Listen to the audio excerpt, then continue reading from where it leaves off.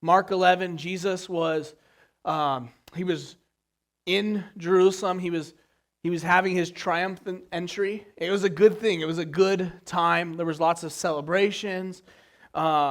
People were happy. It was a good thing that happened. And then towards the end, Jesus had an encounter with the religious leaders where he was faced with questions about his authority. And what we can kind of glean for this real quickly is that oftentimes after we experience a victory in Christ comes a trial or a hardship. And that's not every time, but a lot of the times what I've found in my life is that once Christ does something good, often trials come. And so that's something that we can be just kind of prepared for in our walk with the Lord. And so the cool thing is that kind of leads us in chapter 11 right into chapter 12, right? And so what we're going to see here and what we're going to look at today is really what authentic religion looks like. And so that's what we're going to spend our time today talking about is what is authentic religion.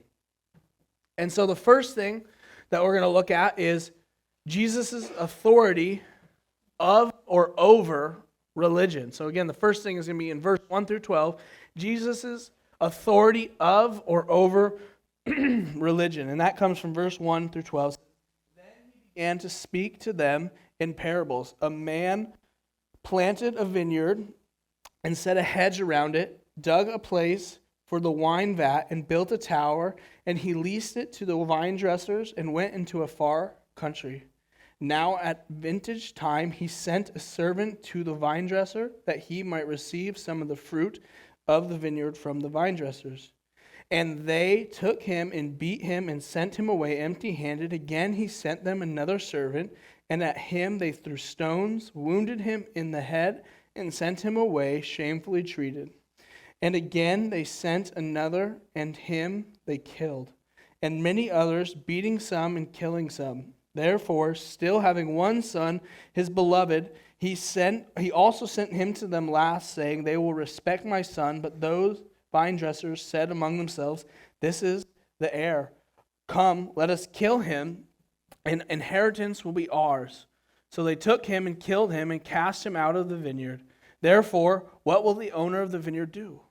He will come and destroy the vine dressers and give the vineyard to others. Have you not read this scripture? The stone which the builder rejected has become the chief cornerstone. This was the Lord's doing, and it is marvelous in our eyes. And they sought to lay hands on him, but feared the multitude, for they knew that he had spoken the parable against them. So they left him and they went away. So this parable is pretty straightforward, right? The owner is a representation of God. The vineyard is a representation of the nation of Israel, or really the people of God as a whole. The vine dressers would be the religious leaders, and the servants, the prophets and messengers of God, and then the son, lastly, would have been Jesus. And so this parable is two things. It's kind of a summary of what happened in Israel, right? With the people of Israel, God gave them the law, He gave them the word of God, and then He raised up religious leaders to kind of take care of them and shepherd those people. And then slowly they would kind of turn away from God, and they'd find themselves in captivity because of their unbelief or this or that. And then God would raise up prophets, and they would bring them back to the land, back to the promised land, and then eventually they would mock those people, they would turn on them, and they would be back kind of where they were. And it happened over and over and over again. It's also prophetic in the sense that what Jesus is saying is, now those messengers, those people are gone.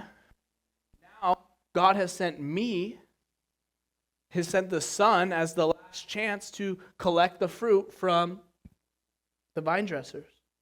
And what did these people do? They say that they saw the Son and thought, well, if we just kill him, they might have assumed that the owner was dead, but they assumed, hey, if we kill him, then this vineyard will become ours.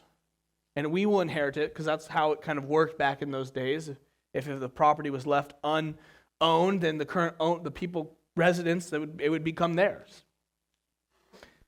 And so after this parable, Jesus asked them plainly, meaning the people he was talking to, he asked them, he says, what do you think the owner should do? And he doesn't give them a chance to respond, because he responds, he says, the owner is going to return and destroy them. He's going to destroy them. And it's interesting in this passage, because what we see is that, and what we saw in the last section of Mark 11, is that the religious leaders were questioning Jesus' authority, right? They didn't believe that Jesus had the authority to do the things that he was doing in the name of God. And what they didn't realize, and which is the same thing that the people in this parable didn't realize, is that the authority that Jesus was acting on was God's authority. He wasn't acting out of his own authority, but he was simply fulfilling the mission that God gave him. He was being a good servant, right? That's what we've been looking at the mark, is Jesus our servant. And Jesus was being that good servant, and he's willing even to be that servant unto death.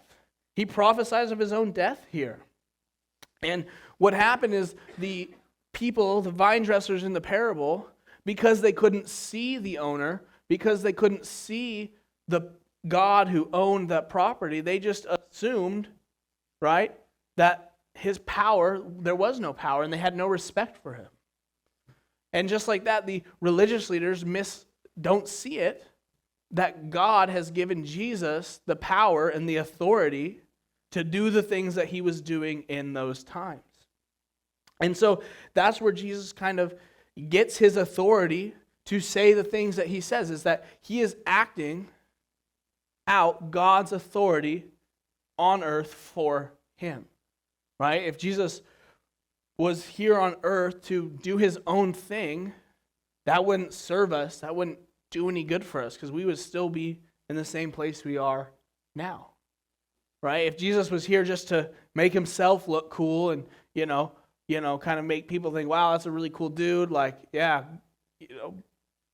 wouldn't do us any good. But it was the fact that Jesus was here on God's authority to do God's mission and complete God's plan. And so this kind of transitions into the first thing we're going to look at today, which is inauthentic religion. And there's 3 areas that we're going to look at in authentic religion. And this is Jesus' his experience with the religious leaders, 2 of them being bad and 1 of them being good. And so we're going to see how the religious leaders of that time, how inauthentic their religion, their religious acts were. And the first thing we're going to see is their hypocrisy in verses 13 through 17. It says this, Then they sent to him some of the Pharisees and the Herodians to catch him in his words. When they had come, they said to him, Teacher, we know that you are true and care about no one, for you do not regard the person of men, but teach the way of God in truth. Is it lawful to pay taxes to Caesar or not? Shall we pay or shall we not pay? But he, knowing their hypocrisy, said to them, Why do you test me? Bring me a denarius that I may see it. So they brought it, and he said to them, Whose image and inscription is this? They said to him, Caesar's. And Jesus answered them, Render to Caesar the things that are Caesar's, and to God the things that are God. And they marveled at him. So this first encounter that Jesus has with the religious leaders is pretty straightforward, right? The Pharisees were basically a group of people of religious leaders that really hated the government. They didn't pay their taxes. They avoided paying their taxes at all costs, and they just didn't like being under Rome's control. And so that group gets the group of Herodians, which they are the government, literally. So they go to the very people they hate to try and trick Jesus into get him in trouble with them or get him in trouble with the people. Because if he had said yes, pay taxes, then he would have antagonized the people, and to them he would have ruined kind of his messianic claims in the sense that he would have made it seem like he who claims to be the Messiah is completely under Roman rule. And so to the people, it would have hurt. And if he had said no, it would have infuriated the government and caused them to, or provoked them to anger, and would have caused damages there. And so really what they do is they put him between a tight spot and a rock, right? And they're pressing into him, right? And what we see is that the reality of it is they came to Jesus with a question, but they already knew the answer that they were trying to get out, right? They didn't come to him genuinely desiring to know the answer. No, they came to him with a Hippocratic heart, with one that was desiring Jesus to tell them the answer that they wanted to hear. Right? They had no desire to actually hear Jesus out. They had no desire to truly, they didn't care what Jesus thought.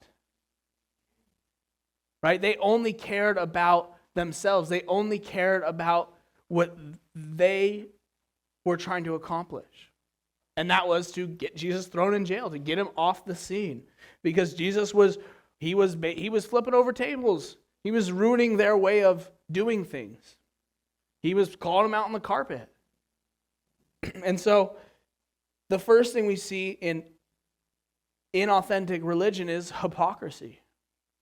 The second thing, the second and third thing we're going to see is in this next section in verses 18 through 27. So if you read that here, it says, "Then some Sadducees who say there is no resurrection came to him, and they asked him, saying, 'Teacher, Moses wrote to us that if a man's brother dies and leaves his wife behind and leaves no children, his brother should take his wife and raise up offspring for his brother. Now, there were 7 brothers. The first took a wife, and dying left no offspring. And the second took her, and he died, nor did he leave any offspring. And the third likewise, so the 7 had her and left no offspring. Last of all, the woman died also. Therefore, in the resurrection, when they rise, whose wife will she be? For all 7 had her as a wife.' Jesus answered them and said, 'Are you not therefore mistaken? Because you do not know the Scriptures, nor the power of God? For when they arise from the dead, they neither marry or are given in marriage, but are like angels in heaven. But concerning the dead, that they rise, have you not read in the book of Moses, in the burning bush passage, how God spoke to him, saying, I am the God of Abraham, the God of Isaac, the God of Jacob? He is not the God of the dead, but the God of the living.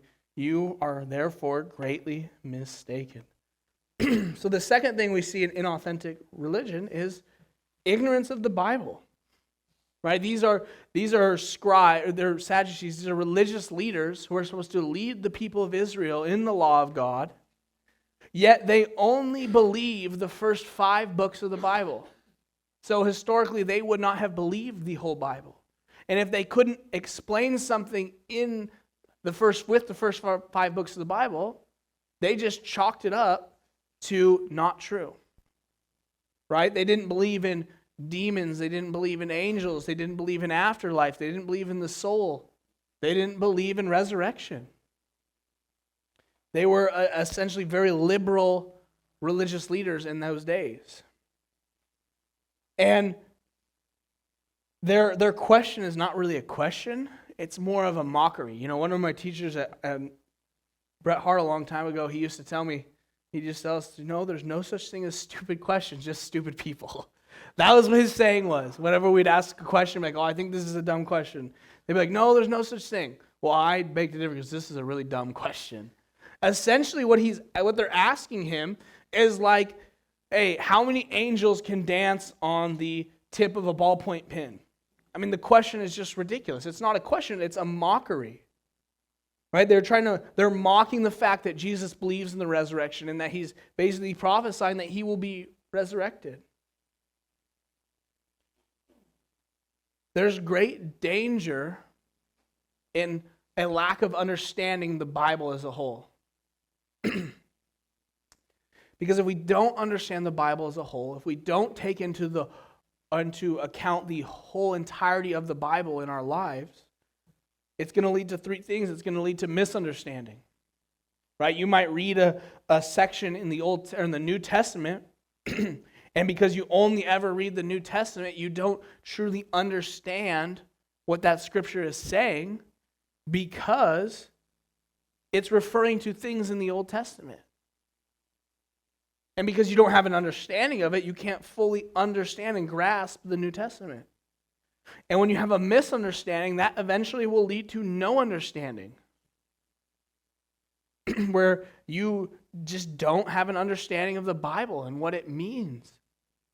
And the scary thing about that is that eventually leads to incorrect theology on things or incorrect opinions on worldviews.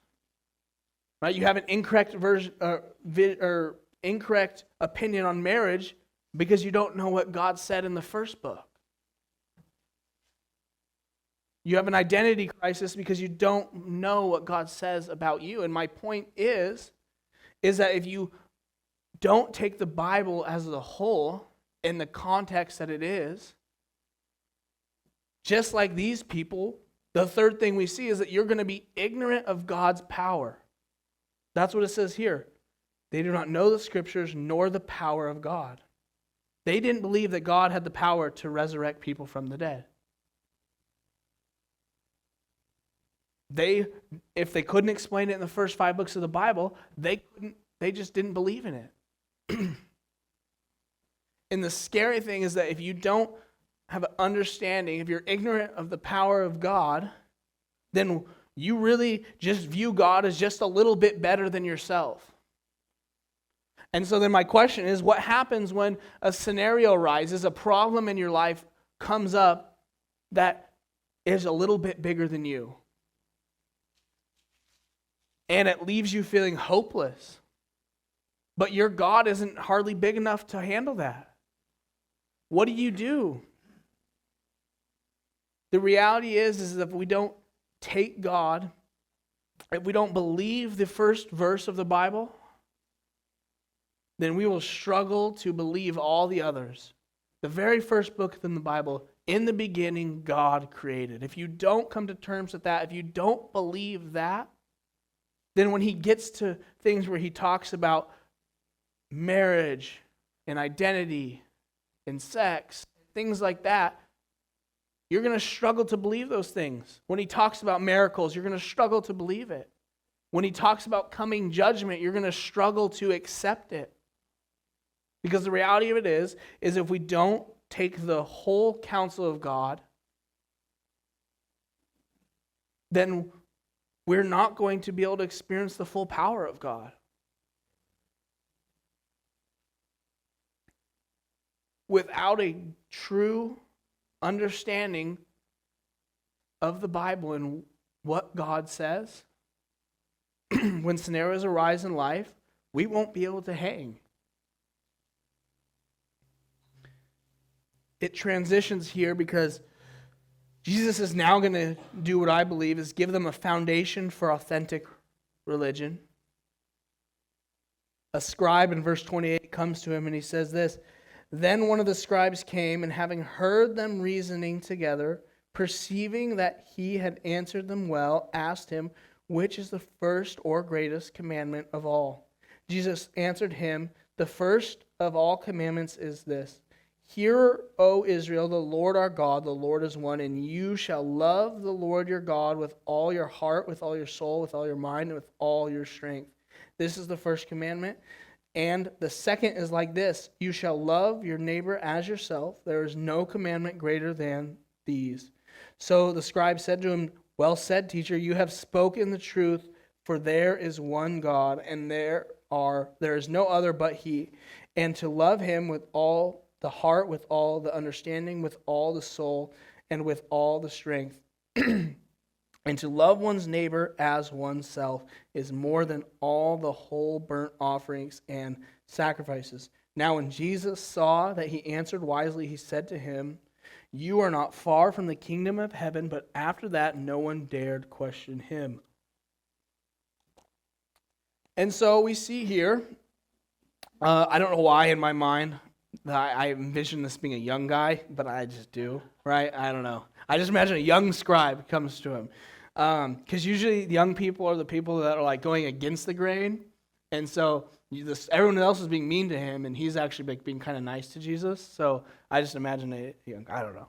I'm probably totally off there, but regardless, there's a lot of debate, and people argue over whether was the scribe coming to Jesus to try to trick him like everyone else.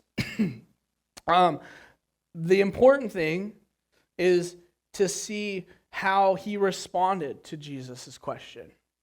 I believe that the scribe's question was very genuine. I believe that he came to Jesus, that he had seen the way he answers. What it tells us, that he saw the way he answered others. He saw the way he interacted with the other religious leaders, and he determined that Jesus was qualified to answer his question. I believe that he was genuinely wondering this, because to him there would have been a ton of laws, right? They had so many laws. So for him, I think it's a very valid question. In his line of work, he's like, okay, well, I've got all these laws. I think it's very practical to know from this guy what he thinks is the best one. And so he tells him, hey, to love the Lord your God with all your heart, with all your soul, with all your mind, with all your strength. The idea of all four of those things is that we are to put God, above everything in our life. We are to love him over everything in our life. That ultimately, no matter the situation, no matter what's going on, God is always number one. That's the idea of covering all those things. And so the second thing that he tells him is that, hey, you need to love your neighbor as yourself. And so there's some interesting things in this, right? The reason I believe this is a outline, or just kind of a foundation for authentic, true religion, is because it outlines the two things you really need. Right? If our church doesn't love God above all else, then we'll be just like the Pharisees. We'll be just like those people. If we don't love others as ourselves, then we will be just like the Pharisees. We're going to see in a little bit here. And I think there's some application here. The first thing is that compared to the other religious leaders, this scribe came to Jesus with a genuine heart. He wasn't here to push his agendas on Jesus. He wasn't here to trick Jesus. He had a genuine problem that needed a genuine answer. And Jesus lays it out for him. And then I think the beautiful thing about all of this is that the scribe then takes the wisdom Jesus gave him. He commends him and he says, yes, you are wise, teacher. And then he applies it to his life. And what do I mean by that? But as a scribe, he says to Jesus, it is more important than all the whole burnt offerings and sacrifices. Out of everything I do, Jesus, what you said, you're right. It is the most important thing to love God and love others as ourselves. Those are the two most important things. He took that wisdom and he applied it to his work, and he applied it to our lives. And I think that's what we need to do when we go to Jesus genuinely. And we go to Jesus and we ask him a question, help us with this. And he gives us an answer. It's then now our responsibility to apply that to our lives. Right? He doesn't give you the answer just so you can not use it. A genuine heart, a truly authentic person will take that and say, okay, Lord, even if it hurts, I will apply this to my life. I will use this to better myself. I think that this, we recently didn't change it necessarily, but we revamped our youth group here, Remedy Youth's vision. And our vision for youth group is, in light of making Jesus famous, we desire to love every heart. In light of making Jesus famous, we desire to love every heart. Right? The idea here is that in light of making Jesus famous, we're not doing it for ourselves. God is number one. God is above everything we do. We want to love every heart. We want to treat others, we want to love others more than we love ourselves. That vision comes from this, what I believe is true, authentic religion, to love God first, above all, and then to love others more than ourselves. And that's our vision. Really, that vision also comes from the main vision of the church. That's our goal here at Refuge, is to do these things. We don't want to just be people that, like the Pharisees and the religious leaders, just take, but we want to be people that also give. And so the scene is now changing, right? It says everyone got taken to school, so everyone was like, yeah, this is pointless. We're just losing every argument we get into, so we're done. We're not going to ask you any more questions. And so it moves on into the temple, and Jesus is teaching here in the temple now in verses 35 through 40 and 44. And what we're going to see here, I believe, is Jesus is comparing the fruit of the inauthentic religion versus the fruit of the authentic religion. And it says here in 35, "Then Jesus answered and said, while he taught in the temple, how is it that the scribes say that the Christ is the son of David? For David himself said, by the Holy Spirit, the Lord said to my Lord, sit at my right hand till I make your enemies your footstool. Therefore, David himself calls him Lord. How is he then his son?" And the common people heard him gladly. Then he said to them in his teaching, "Beware of the scribes who desire to go around in long robes, love greetings in the marketplaces, the best seats in the synagogues, the best places at the feasts, who devour widows' houses, and for a pretense make long prayers. These will receive their condemnation." Now, Jesus sat opposite the treasury and saw how the people put money into the treasury. And many who were rich put in much. Then one poor widow came and threw in 2 mites, which make a quadrans. So he called his disciples to himself, and he said to them, "Assuredly I say to you, this poor widow has put in more than all those who have given to the treasury, for they all put in out of their abundance, but she out of her poverty put in all that she had, her whole livelihood."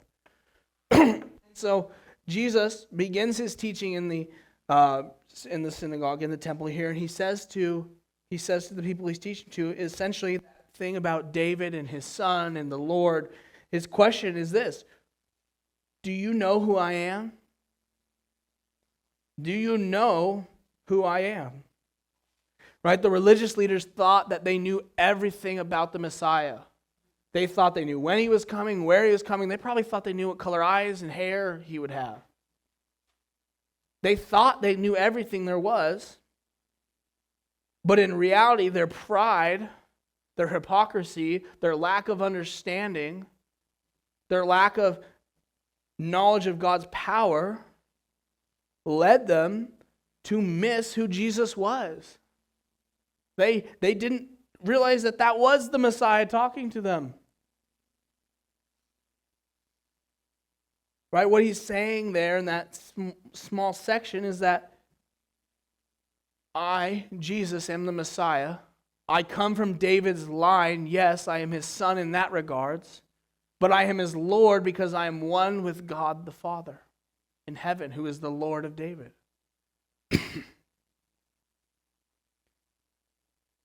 And that's why it's so important to have understanding of the Bible.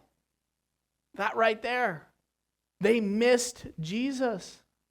He was standing there in front of them in the flesh, teaching them, telling them, I am the Messiah.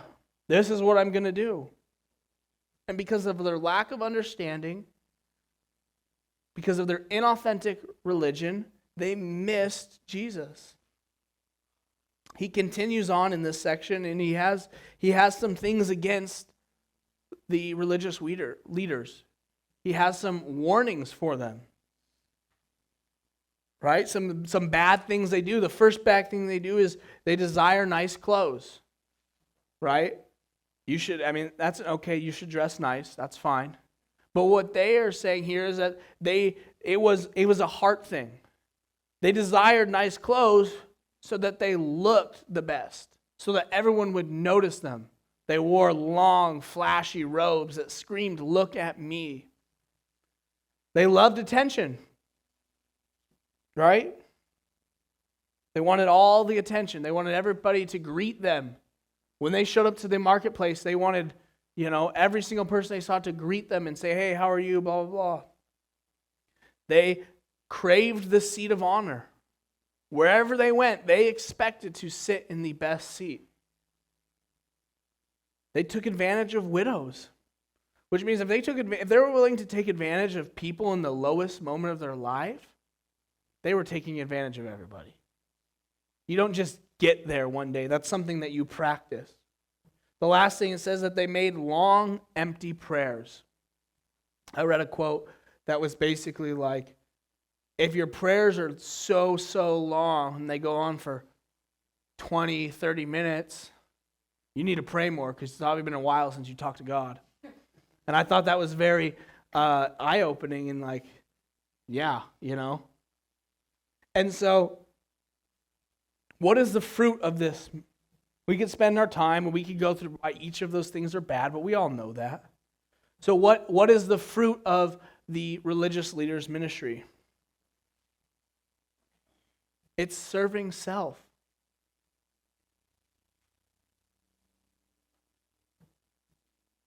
Not servanthood. They were so focused on themselves that they led the people astray. They missed the Son of Man. And it says here that they will receive greater condemnation. And what did it say in the parable? That the owner's going to come back and destroy them and give the vineyard to another. Right? Eventually God would open up the gospel to the Gentiles. Right now, the Israelites are always his chosen people. But the Bible talks about how God has hardened their hearts for a season. And how one day when the time is right again, he's going to come down and he's going to redeem his people again because he has lots of promises to them. But ultimately, it was their lack of servanthood. It was their lack of understanding the first commandment to love God and serve others that caused them to slip, to fall into a place of self-righteous serving oneself.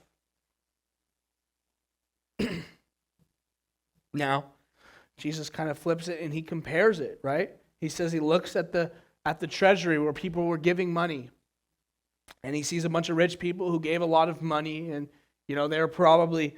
It's thought that when it got to a point where giving was kind of like a competition, also like all these rich people got to take the time. Look how rich I am.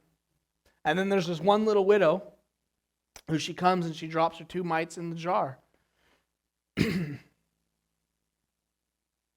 It's important to understand that when Jesus says that he's not bad at math. He knows that the rich people gave clearly more money financially to the treasury.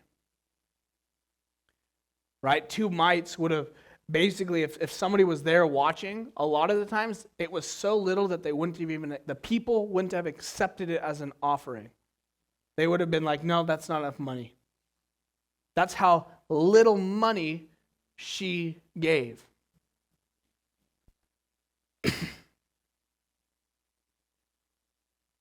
The reality of it is that she was probably, it's very likely, if that was her state of living, that she only had 2 coins to live on, her whole livelihood, she was probably a victim of these scribes and these religious leaders taking advantage of widows.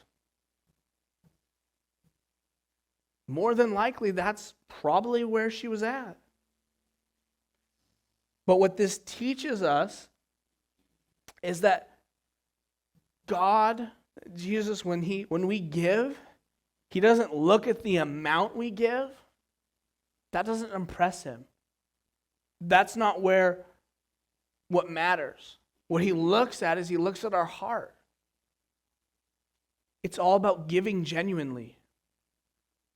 He would rather someone joyfully give $2 than receive $10,000 from someone complaining and making a big deal about it and making it all about themselves. Giving is supposed to be genuine. It's supposed to be something that you feel led, that you feel like the Lord has called you. This is what I'm supposed to do, and so I'm going to joyfully give this to the Lord.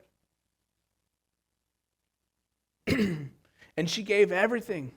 She literally gave her whole livelihood. And now what I'm not saying is that everyone here needs to get up and, pull out of their emergency funds and drop it all, no. Right? The Bible does teach us that we need to be good stewards of our money, that we need to take care of the resources that God has blessed us with 100%. That is what the Bible teaches us. But what's interesting about this woman and this thing, about the rich people, they gave money and it cost them nothing. They were so rich that whatever they gave, the amount they gave out of abundance. It didn't cost them anything. Where this widow gave everything she had, it cost her her livelihood. It literally cost her everything. She put herself in a position where if Jesus didn't show up, she was done. She put herself in a position where Jesus had to show up or else. And I think there's something to be said in giving, that giving should cost us. Giving in all areas of life. Right? Jesus, in this whole scenario, in this whole talk about authentic religion, regardless of if it's simply putting out coffee, doing whatever your servanthood is, whatever religious activities you take a part of, doing homeless ministry. The stuff goes on and on and on. If it's not authentic, if it doesn't cost us anything, if we don't put ourselves in ministry and in loving others and loving our families, leading our wives, if we don't put ourselves in the position where God has to show up and we are doing it on our own strength, that is very inauthentic. We need to put ourselves in a position where God has to show up. Because if He doesn't, we will fail. Sometimes we're stubborn, though, and we have to fail in order to see this, that if we just let go, that Jesus was standing there the whole time. We thought we were going to fall, but we're so focused on ourselves that we don't see that Jesus is right there willing to catch us.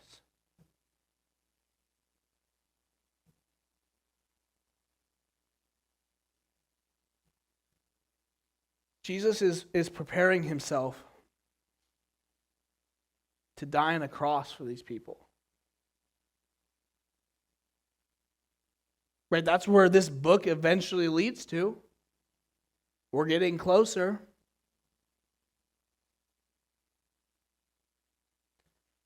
And in that last time of His life, the message that He's giving His people, the message that He wants us to take, is that true, authentic religion is all about relationship. It's all about putting God above ourselves and loving those around us. One of the most important things you can do is after church, in your day-to-day lives, is fellowship with one another.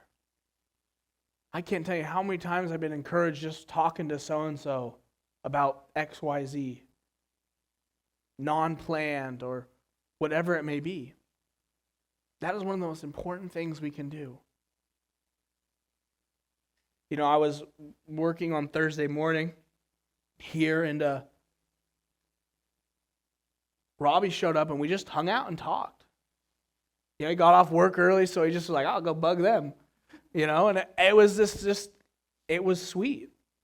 We didn't necessarily talk about anything spiritual, just life.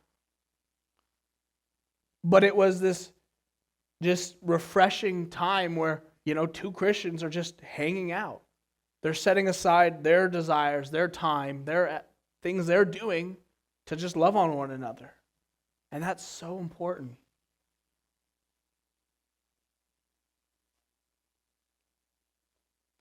And so ultimately, I believe that in this, Jesus is, he's calling out the religious leaders, yes. He's pointing out their flaws, yes. But what he's doing is calling us into a deeper, more genuine relationship with him. That's what he's doing. He's asking us, who am I? And not only who am I, but will you put me above everything else?